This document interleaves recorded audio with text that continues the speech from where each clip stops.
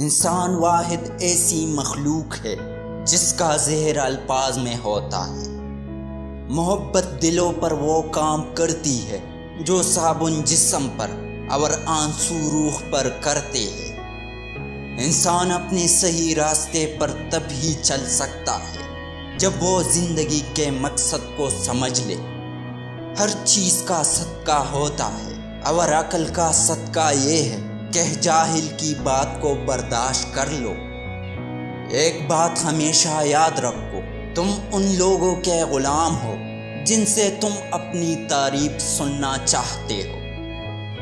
زندگی کبھی کبھی ایسی ٹوکر مارتی ہے کہ انسان سیدھا سجدے میں جا گرتا ہے۔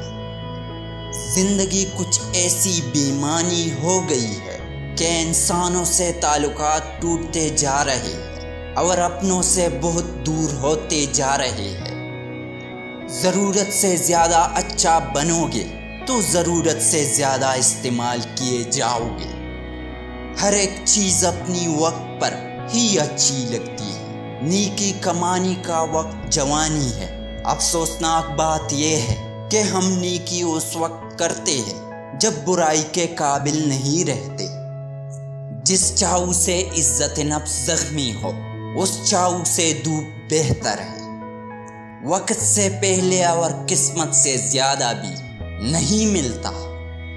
اگر لوگ اپنی گفتگو سے غیبت، بہتان اور تہمت نکال دے تو باقی صرف خاموشی رہ جاتی ہے، جو کہ ایک بہترین عبادت ہے۔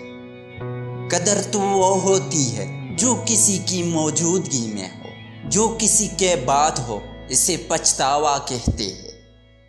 دوسروں کی توقعات کے مطابق زندگی بسر کرنے کی وجہ یہ ہوتی ہے کہ ہم ڈرتے ہیں کہ کہیں وہ ہم کو چھوڑ نہ دے۔